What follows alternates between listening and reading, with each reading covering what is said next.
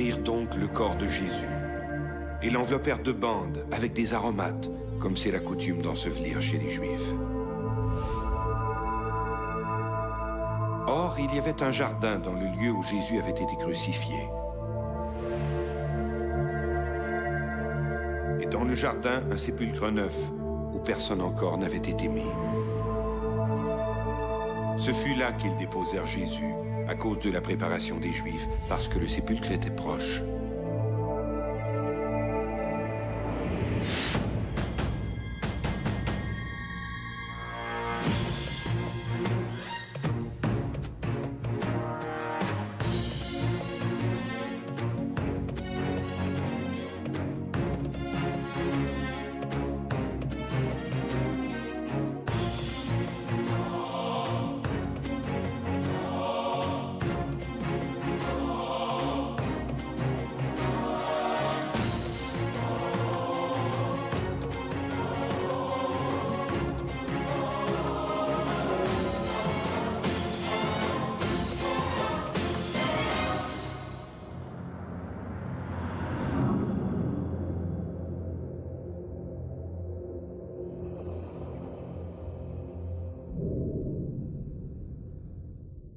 On dit que Jésus était Dieu fait homme et qu'il a vécu comme le commun des mortels.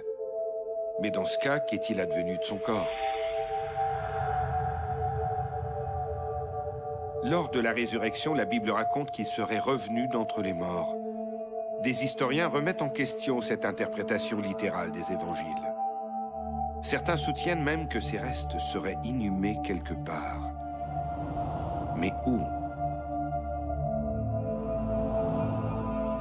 Il y a des manières très différentes d'enterrer. J'attire votre attention sur le fait, si vous réfléchissez un petit peu, il y avait des milliers de gens, des dizaines de milliers de gens, peut-être des centaines de milliers de gens qui vivaient en Judée, en Galilée, en Orient. Vous avez ces gens-là, au cours des années, des générations, au cours des siècles, au cours des millénaires, ce sont des millions de gens. Ce sont des millions de gens qui sont morts dans le pays. On n'en retrouve que quelques-uns. C'est rare. Le tombeau de Jésus. Sa localisation reste incertaine. L'apôtre Jean parle d'un jardin près du lieu de la crucifixion. Luc précise un tombeau taillé dans le roc, dont d'un certain Joseph d'Arimathie. Et Marc ajoute que ce tombeau a été scellé par une pierre qu'on roule à l'entrée du sépulcre. On trouve 1800 tombes, les Israéliens ont calculé, on trouve 1800 tombes autour de Jérusalem. Avec parfois des tombes communes, plusieurs corps à l'intérieur. Mais c'est peu. En fait, on ne retrouve les tombes que des gens riches, que des gens qui avaient les moyens de se faire creuser une tombe dans le rocher ou de se faire creuser une espèce de fosse avec des pierres levées pour faire un vide, un caveau pour essayer de préserver le corps. La plupart des gens étaient enterrés en pleine terre. Donc, lorsque l'Évangile dit que c'est une tombe bien préparée, qu'une pierre, une grande meule qu'on roule, tout ça, où on dépose sur les tables. Ah ben tiens, je pourrais vous montrer dans le jardin. On a ici des tombes avec des tables pour le décharnement des corps. Ça, c'est quand même déjà presque aristocratique comme mode d'inhumation. Donc ça pose un petit problème théologique. Comment ce pauvre prophète, pas très connu, un peu connu, qui arrive de Galilée à pied avec sa poignée de fidèles, est enterré comme un aristocrate?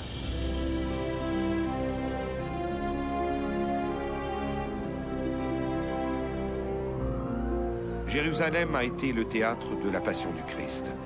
La ville sainte demeure un lieu de pèlerinage unique et fascinant. En son centre, entouré d'imposantes murailles, se trouve l'ancienne ville. Beaucoup de pèlerins croient que ces vieux quartiers sont ceux de la Jérusalem du temps de Jésus. C'est faux. Quelques années après la mort de Jésus, Hérode Agrippa, roi de Judée et petit-fils de Hérode le Grand, fit ériger de nouvelles murailles du côté nord. Avec l'ajout de ces murs, la ville a été agrandie et correspondait plus ou moins à la superficie de l'actuelle vieille ville. Donc, à l'époque de Jésus, tout ceci n'existait pas.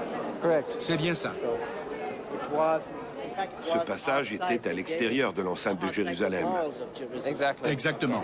So now we are inside the old city of Jerusalem. But at the time, it was outside the wall. Exactement. La crucifixion devait se tenir à l'extérieur des murs. Sinon, cela aurait trop bouleversé les habitants. À l'époque de Jésus, tous les condamnés étaient exécutés hors des murs de la ville.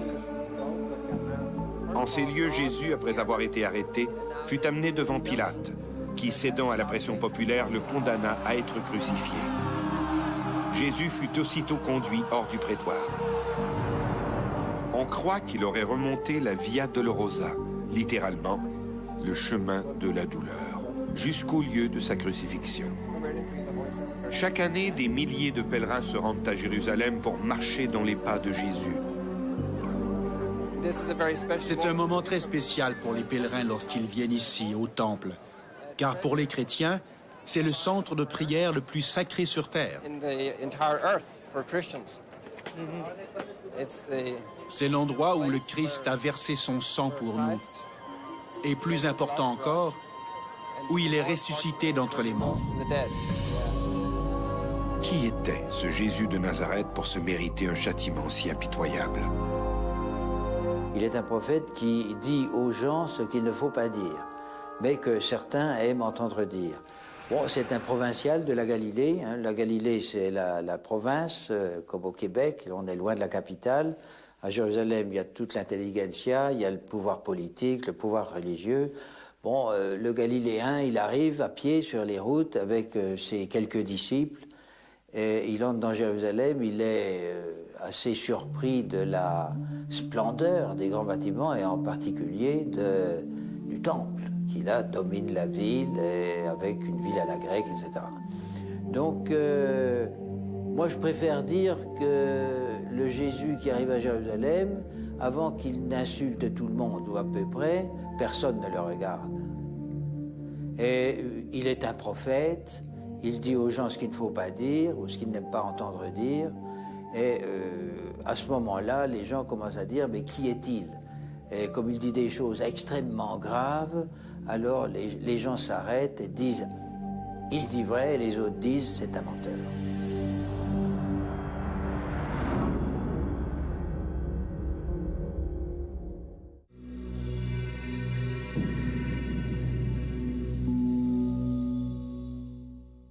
Les Romains n'ont jamais accepté que la Palestine, c'est-à-dire la Judée, résiste.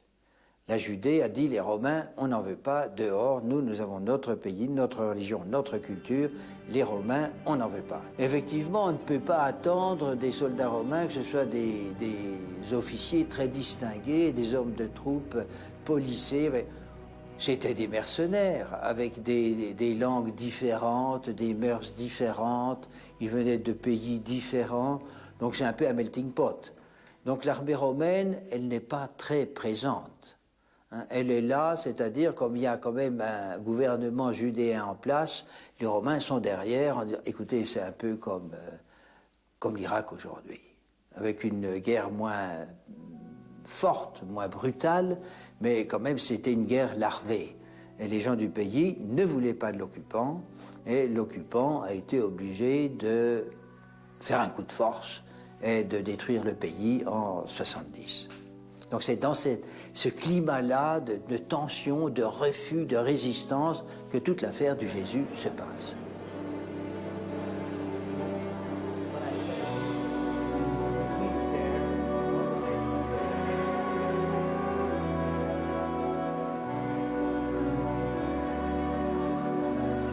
Une fois hors de la ville, Jésus fut amené au lieu appelé Golgotha, ce qui signifie le crâne. Là encore, la position exacte de cet endroit est incertaine. Au catéchisme, les petits-enfants dessinent une grosse montagne avec 3 croix sur le sommet. Dans certains films, les scènes sur la Passion du Christ sont également présentées de cette manière. Et cette impression nous colle à l'esprit. Mais lorsque nous venons ici, nous devons nous ajuster à la réalité. On croit que ce crâne était un piton rocheux situé sur le chemin de Jaffa et sur lequel a été construite l'église du Saint-Sépulcre.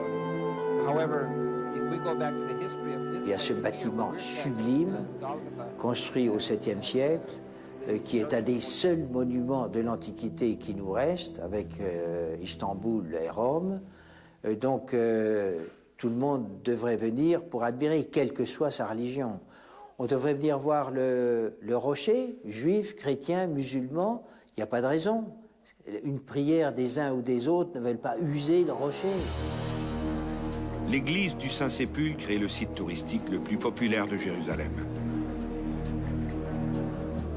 En compagnie du père Eamon Kelly de l'Institut pontifical Notre-Dame de Jérusalem, je me suis glissé parmi les centaines de touristes qui chaque jour vont se recueillir dans ce lieu extraordinaire.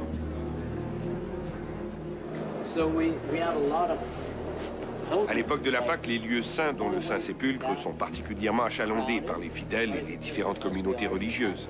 De toute évidence, il y a plus de monde aujourd'hui parce que c'est la Pâque orthodoxe. Ils veulent visiter la tombe et savent que cela sera plus difficile au cours des 3 ou 4 jours qui viennent. Alors ils sont prêts à attendre 2 heures pour y entrer. Seules 4 ou 5 personnes peuvent pénétrer ensemble dans la chambre où se trouve le tombeau. Et parfois, on doit attendre son tour durant 3 ou 4 heures. À Notre-Dame, nous avons des pèlerins qui attendent plus d'une demi-journée et qui sont fiers d'avoir pu y entrer. À cause de la foule qui attend, on ne veut pas rester trop longtemps et on n'a que quelques minutes pour se recueillir dans la chambre du Saint-Sépulcre.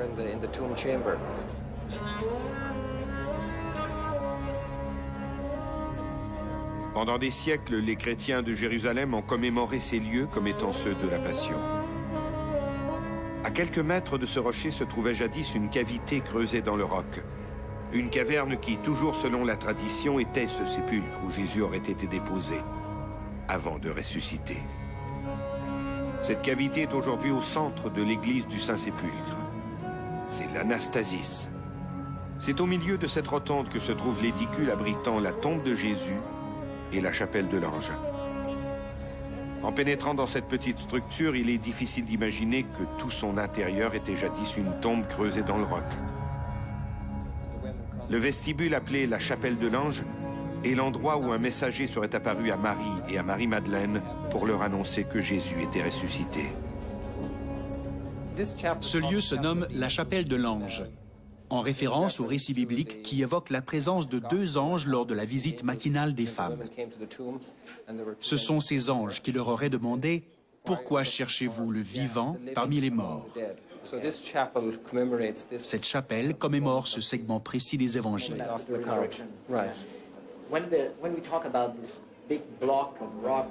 À l'époque du Christ, une grosse pierre ronde scellait son tombeau. Oui, exactement ici. Ceci est l'entrée du tombeau. La chapelle donne accès à une arrière-chambre, le tombeau de Jésus. D'après la tradition, c'est là que le Christ fut déposé après le supplice de la crucifixion. Et c'est là également qu'il réalisa son plus grand miracle, sa propre résurrection.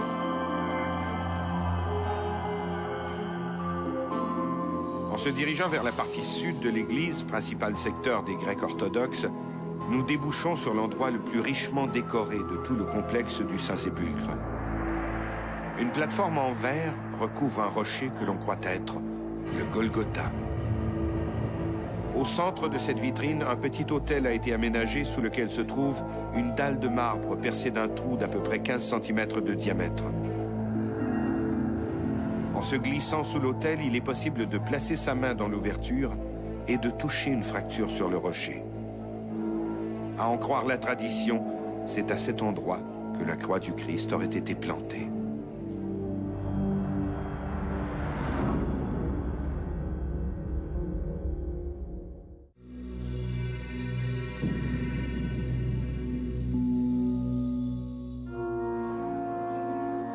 Pour les chrétiens du monde entier, l'église du Saint-Sépulcre, c'est le Saint des Saints.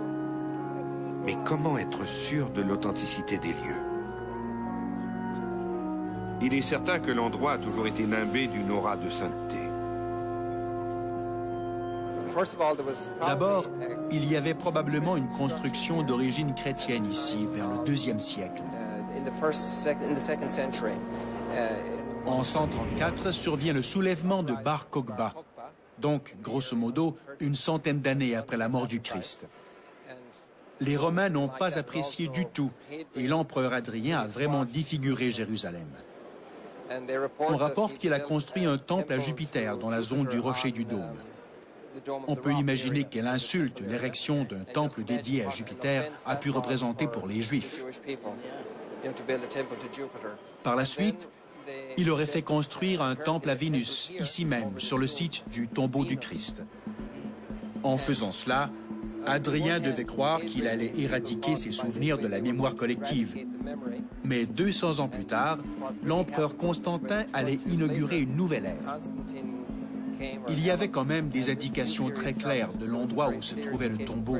Et apparemment, la tradition orale était très forte et les gens savaient où on pouvait le retrouver.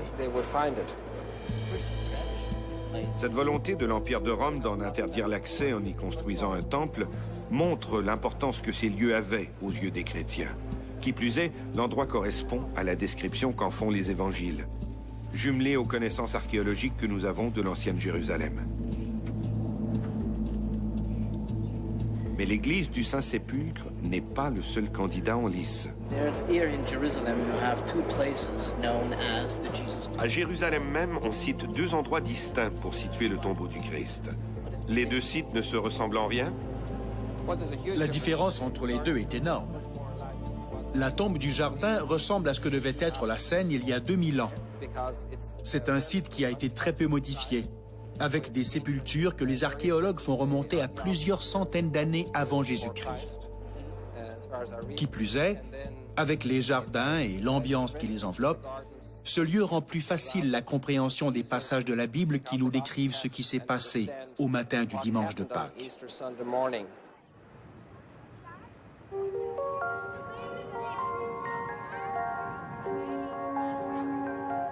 À l'extérieur de la vieille ville, non loin de l'actuelle porte de Damas, se trouve un lieu dont le nom s'inspire directement de la description que l'apôtre Jean donne du sépulcre du Christ.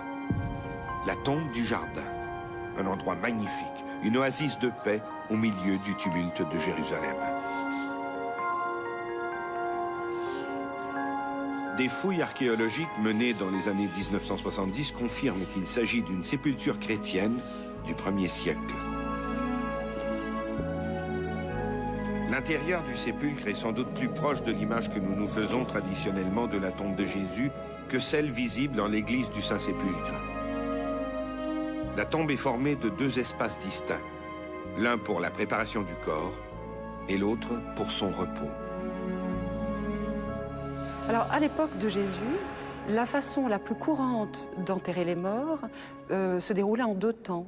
Alors, il y avait un premier cérémonial qui se déroulait le jour même du décès, avant la tombée de la nuit, c'était très important. Tous ensemble, avec la famille, l'entourage, on se rendait au tombeau de la famille, qui se trouvait toujours en dehors de la ville.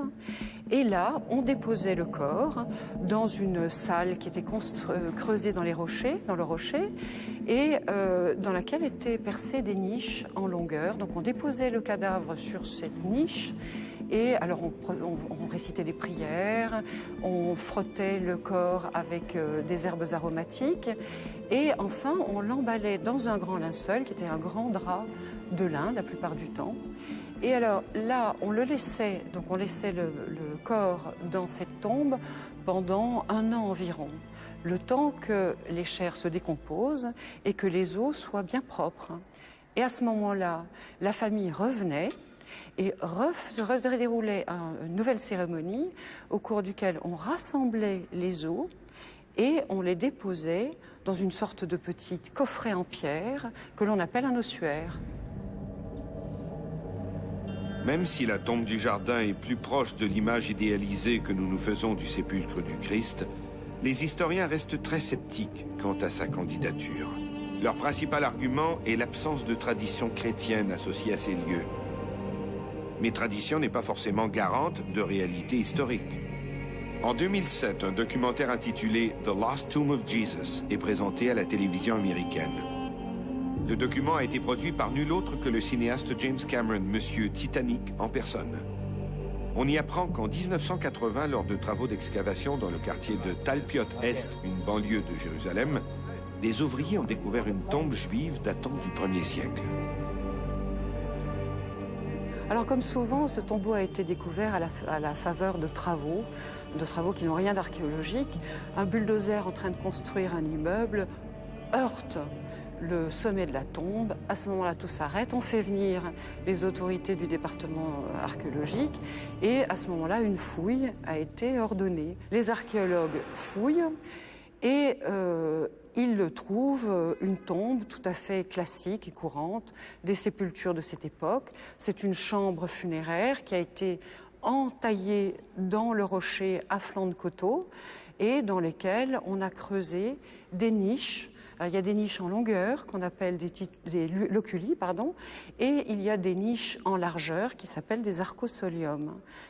Le tombeau a dû être fouillé dans les années 80, je crois, par un archéologue qui est un ami, d'ailleurs Amos Kloner, un type très sympathique, très honnête, un bon archéologue qui ne rêve pas, lui. Il a trouvé ce tombeau, il était content parce qu'il y a des ossuaires, vous les voyez là, et puis le prix des ossuaires, l'intérêt de ces ossuaires, c'est les noms qui sont inscrits dessus. Alors quand il a trouvé un lot dans une tombe qui n'était pas violée, un lot d'ossuaires en place, posé au bord des parois, avec des noms dessus, c'est une belle découverte archéologique, il l'a publié, et puis c'est passé complètement inaperçu. Sans plus de cérémonie, les ossuaires ont été retirés du tombeau et envoyés dans un entrepôt du département des Antiquités israéliennes. Pendant 20 ans, donc, l'affaire du tombeau de Talpiot n'a plus intéressé personne.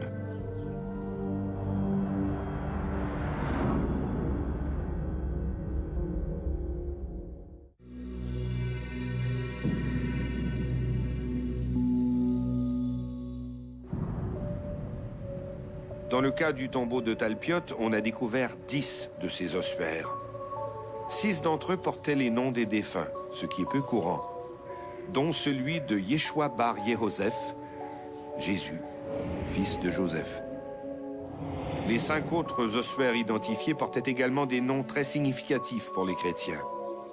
Maria, Marie, Yossa, un diminutif de Joseph, Mathia, Matthieu, Yehuba bar Yeshua, Judas, fils de Jésus, et enfin Mara ou Marie-Amné, Marie-Madeleine. Au début des années 2000, un journaliste canadien d'origine juive, Simcha Jacobovici, a découvert cette histoire et s'est mis à rêver. Cette tombe pourrait-elle être celle de la famille de Jésus de Nazareth?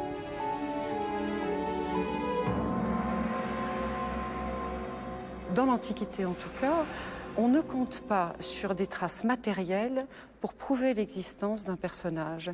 Pour ça, il y a les témoignages écrits.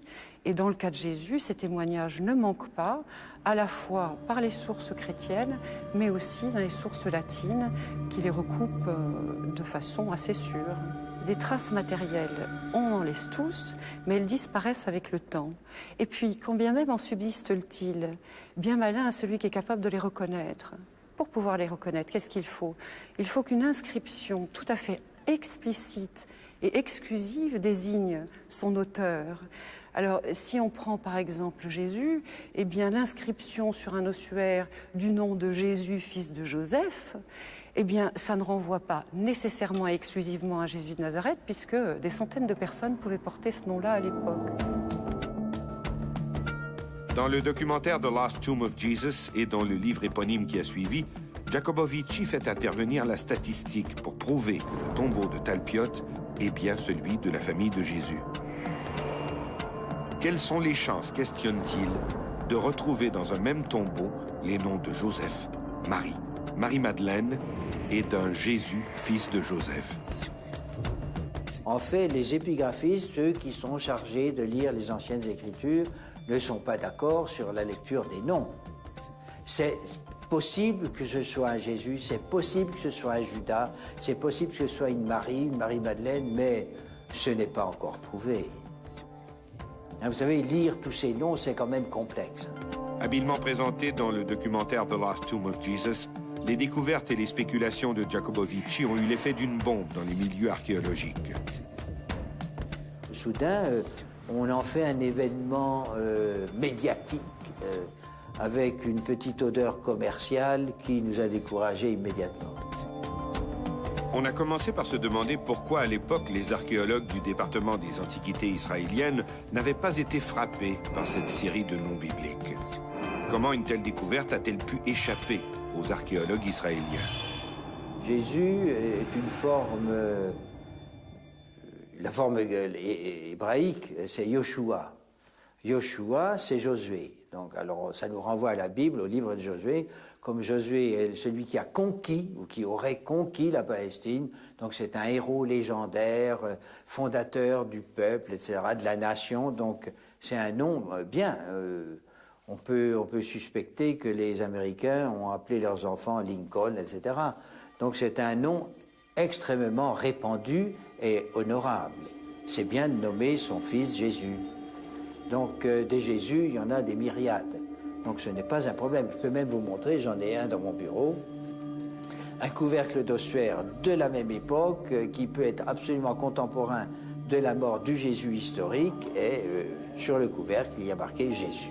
Iota, eta, sigma, omicron, upsilon, sigma, Iesus. Donc, on sait qu'à l'intérieur, il y avait les ossements, je ne dis plus les ossements, mais les ossements d'un dénommé Jésus. La forme dans laquelle l'inscription est rédigée n'est pas la forme dans laquelle on s'attendrait à voir rédigé l'épitaphe d'un Nazaréen. Yeshua ben Yosef est une manière typiquement judaïque d'écrire le nom. Mais ce n'est pas la manière qu'aurait utilisé un Nazaréen pour écrire ce même nom. Également, la forme de sépulture ne ressemble pas du tout à celle que Jésus aurait dû recevoir. D'abord, à supposer que Jésus ait eu une sépulture, elle aurait été en Galilée, car c'est un enfant de Galilée. Deuxièmement, c'était un enfant pauvre de Galilée, et cette tombe est celle d'un homme riche.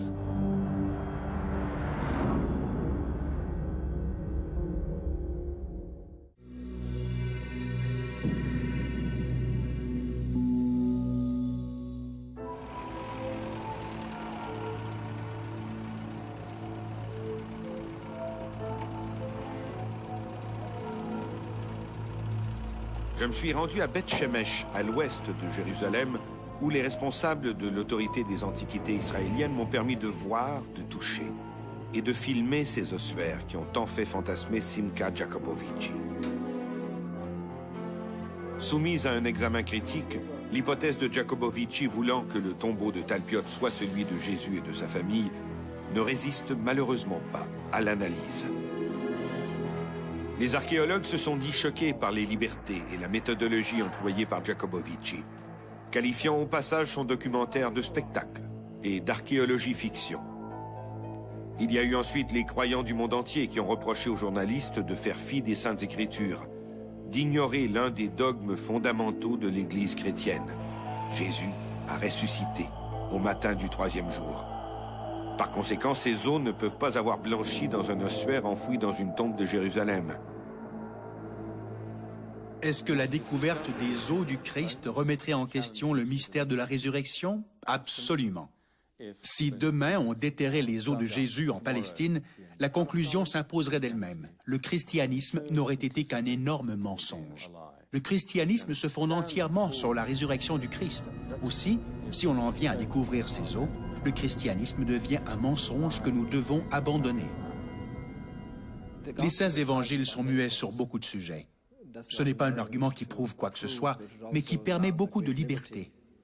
Les évangiles sont très sélectifs, en ce sens qu'ils présentent le point de vue d'évangélistes clairement identifiés, soit au début, soit à la fin des évangiles.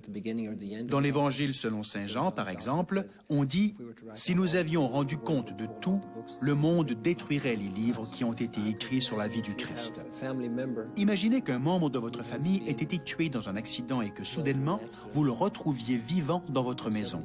C'est inimaginable, non?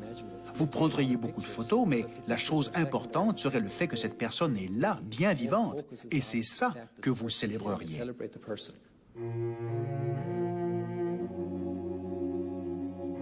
Peu après la résurrection, les apôtres se sont réunis sur une montagne où Jésus leur est apparu. Mais tous ne l'ont pas reconnu. quelques-uns eurent des doutes, écrit Matthieu. L'évangile de Marc parle aussi d'un Jésus ressuscité, mais qui apparaît sous une autre forme, sans donner plus de détails. L'apôtre Luc raconte qu'alors qu'il marchait vers Emmaüs, 2 disciples ont été rejoints par Jésus qui les a accompagnés jusqu'à la ville. Pendant toute cette randonnée, les 2 apôtres ont échangé avec le Messie sans le reconnaître. Jean écrit que Marie-Madeleine aurait été interpellée par un homme qu'elle crut être le jardinier. Ce n'est qu'après de longues minutes de conversation qu'elle réalisa enfin que cet homme était Jésus. Voilà des anecdotes pour le moins troublantes. Ces apparitions ne surviennent pas des années après la mort de Jésus, mais quelques jours seulement après la crucifixion. Comment expliquer qu'aucun de ces témoins n'ait reconnu le Christ? On entre dans la théologie. La théologie dit que la résurrection est une espèce d'expérience intérieure très très forte. Je vous renvoie aux Actes des Apôtres, avec un saint Paul qui est un persécuteur de chrétiens et qui soudain fait l'expérience du Jésus vivant, ressuscité, qui lui dit, il tombe sur le chemin de Damas, il dit pourquoi tu me persécutes. La résurrection, c'est ça, c'est une expérience individuelle. Certains exégètes ont proposé une relecture de cette partie des évangiles en minimisant l'historicité des événements au profit d'une symbolique spirituelle. Pourtant, même avec la meilleure volonté du monde, on ne peut pas s'empêcher de relever que plusieurs détails suggèrent bel et bien une résurrection physique. Jean ne dit-il pas que les linges funéraires ayant servi à ensevelir Jésus étaient maintenant par terre, et que le linge qu'on avait mis sur sa tête était plié dans un lieu à part? Il s'agit là de détails bien difficiles à réduire à une simple figure de style. Tout s'articule comme si le cadavre de Jésus avait bel et bien disparu.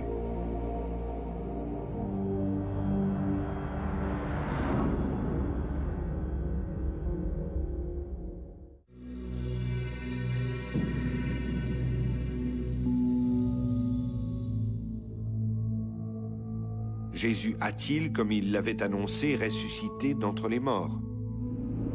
Mais dans ce cas, pourquoi les apôtres ne l'ont-ils pas reconnu? Jésus aurait-il survécu à la crucifixion pour aller mourir des années plus tard en Inde, au Japon ou en France? Comme en font foi des légendes étonnantes. Plusieurs personnes suggèrent que Jésus aurait survécu à la crucifixion et qu'il aurait émigré vers l'Est. Où est-il allé? Il y a plusieurs théories sur le sujet. On évoque des villages en Turquie ou sur la route de la soie, mais l'une des versions les plus connues est celle qui voudrait que Jésus se soit retrouvé en Inde. Il aurait voyagé vers l'Est avec sa mère et se serait établi à Srinagar, au Cachemire. Il y a là une tombe qu'on prétend être celle de Yus Asaph, Jésus. Selon une ancienne tradition remontant au 1er siècle, Yus Asaph était un prince prophète venu s'établir au Cachemire après avoir survécu à une crucifixion au pays des fils d'Israël. Les textes rapportent une rencontre entre le roi Shalivahan et ce Yus Asaph, un homme au teint pâle et vêtu de blanc, qui se disait fils de Dieu et né d'une vierge. D'autres documents hindous de la même époque racontent que ce Yus Asaph se disait lui-même Jésus de Nazareth. Certains affirment que le tombeau est orienté d'une manière qui correspond à l'orientation particulière qu'on donne aux tombes juives, qu'elle est peinte aux couleurs des tombes juives, en bleu et blanc. Et plus intéressant encore, on aurait découvert à l'extérieur de la tombe, sur une zone originellement recouverte de cire, des empreintes de pieds, dont certaines présenteraient les cicatrices laissées par les clous dans les pieds de Jésus. Le mausolée de Srinagar abrite 2 sarcophages, mais les véritables tombes se trouvent sous le plancher du bâtiment. Or, si le sarcophage contenant les restes de Syed Nasr ud-Dinis est orienté nord-sud, comme le veut la tradition musulmane, celui du prophète Yus Asaph, lui, est orienté est-ouest, conformément à la coutume juive. Cette position prouve que le dit Yus Asaph n'était ni un saint islamique, ni un hindou. Et s'il était réellement le Christ? l'évangile de Thomas, par exemple, qui raconte le grand voyage de Jésus aux Indes.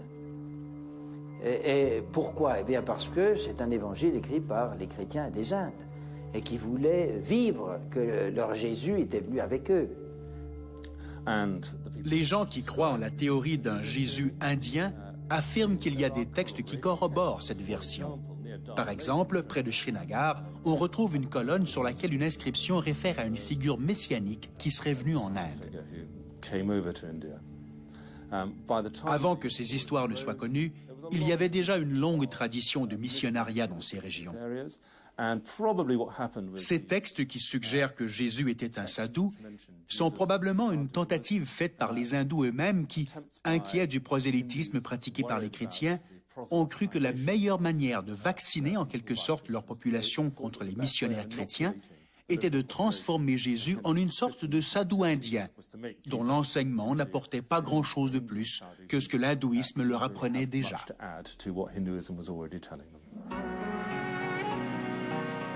Chaque jour, dans le petit village de Shingo, autrefois Erai, dans le nord du Japon, des dizaines de pèlerins vont se recueillir devant un tertre surmonté d'une croix. À en croire une tradition locale, cette butte serait ni plus ni moins que la tombe de Jésus de Nazareth. Selon le scientifique australien Tom J. Chalco, les enfants de Shingo chantent encore de nos jours une comptine dont les mots ne signifient absolument rien. Depuis des générations, les enfants de Shingo se transmettent ces mots, sans en connaître la signification. Ce charabia serait la prononciation phonétique de mots d'origine hébraïque inspirés de la Torah, les premiers livres de l'Ancien Testament. La tombe de Shingo pourrait-elle être la véritable sépulture de Jésus de Nazareth? La conclusion à laquelle en arrivent les spécialistes, c'est la suivante. Ça nous révèle qu'il y avait dans ces milieux-là des communautés chrétiennes qui ont entretenu fort probablement une légende, ou tout au moins il y a eu quelque chose autour de ces lieux-là. Et plusieurs pensent que c'est aussi dans une perspective de légitimer des choses, donc de vouloir, par exemple, populariser un lieu par rapport à un autre. Mais lorsqu'on regarde toute la dynamique, au moment où on va identifier ces tombeaux-là, d'identifier que j'ai le tombeau de Jésus et c'est moi qui l'ai identifié maintenant, il m'appartient. Il y a une légitimité derrière tout ça. Donc maintenant, je deviens important. Et on pense que c'est un peu cette dynamique-là qui s'est mise en place dans des pays comme, par exemple, au Cachemire ou au Japon.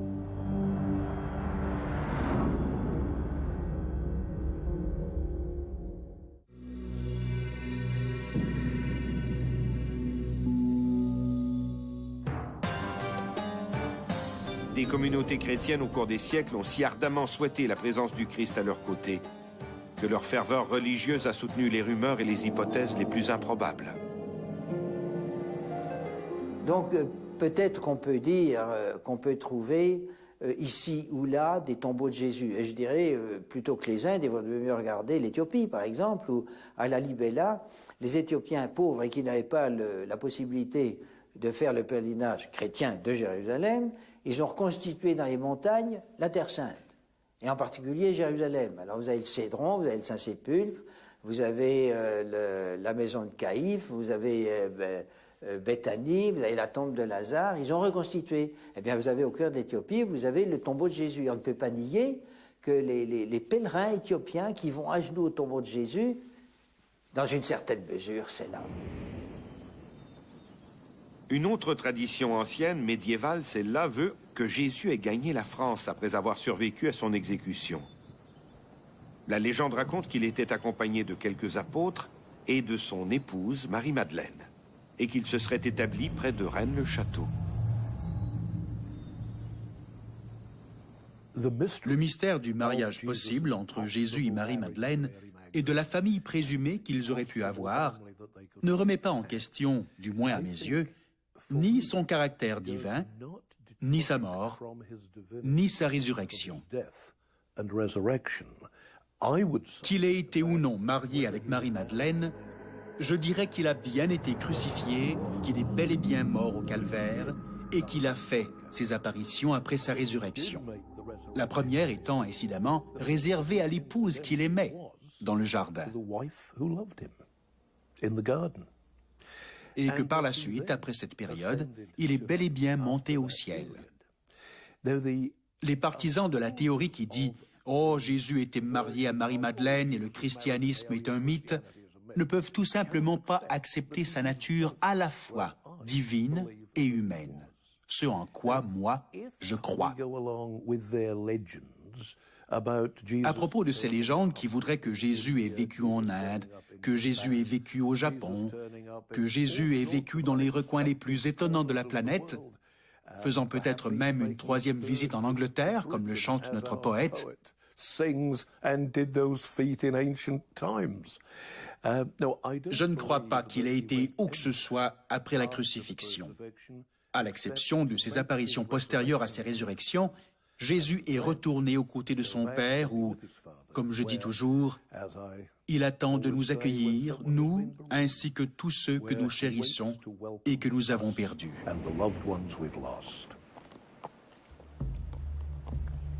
Il y a 2000 ans, un jeune charpentier venu d'un petit village, Nazareth, a commencé à prêcher un message de compassion, d'amour et de pardon. Sur une courte période de 3 ans, ce prédicateur accompagné d'une poignée de disciples a parcouru la Galilée pour promouvoir ce message d'amour, qualifié d'hérésie par les grands prêtres. Voir le phénomène Jésus historique assez modeste. Bon, il vient de Galilée avec des disciples, qui, combien? Évidemment, le texte rappelle qu'ils sont 12. Il faudrait encore vérifier, enfin on ne peut pas vérifier. Il arrive avec ses amis, avec les gens qui l'a fasciné, avec les gens qui le suivent, les gens qui l'écoutent. En gros, il arrive probablement chez des amis dans les villages de la banlieue, mais il ne reste pas dans Jérusalem, où la ville est trop dense pour lui, trop forte pour lui, et comme il se doute que ça va mal se terminer, il n'insiste pas trop. Son ministère a pris fin dramatiquement par sa condamnation et son exécution par l'occupant romain. La passion du Christ débute par son arrestation au jardin de Gethsémani et s'achève en quelque sorte par sa résurrection. C'est l'accomplissement de la prophétie. Dès l'annonce de la résurrection de Jésus, beaucoup de ses contemporains ont cru que le corps avait simplement été volé pour faire croire à la prophétie. Pilate lui-même n'avait-il pas anticipé cette profanation en faisant garder le tombeau par des légionnaires? Cela dit, quand on sait que la résurrection est l'un des dogmes du christianisme, difficile de croire que les apôtres auraient accepté d'être persécutés en sachant que l'un des fondements de leur foi n'était qu'un canular. La résurrection, c'est le plus grand de tous les miracles. On ne retrouve rien de semblable dans tout le monde antique. Ça peut vous surprendre, hein, mais eh bien, la résurrection du Christ n'est pas un fait historiquement vérifiable. Donc on peut trouver tous les ossements que vous voulez. Qu'est-ce que la résurrection? Donc la résurrection n'est pas palpable, n'est pas identifiable, n'est pas réparable, ce n'est pas historique. Donc je ferme le rideau. La quête du tombeau du Christ nous force à une réflexion sur le mystère de la résurrection, mais surtout sur les origines du christianisme. De ces pérégrinations, nous n'avons aucune certitude historique, ni sur l'endroit exact de sa naissance ou celui de sa mort. Nous n'avons aucun écrit de sa main, que des textes laissés par des disciples plusieurs décennies après sa mort. Bref, un prophète plutôt effacé. Et pourtant, son exécution a entraîné un véritable raz-de-marée dans l'Empire romain. Moins de 300 ans après sa crucifixion, Rome, le berceau de ses bourreaux, s'est converti à son message. Aujourd'hui, le christianisme est la plus importante religion du monde, avec près de 3 milliards de fidèles. Pas mal pour un obscur agitateur public, dont certains doutent encore de la réalité historique.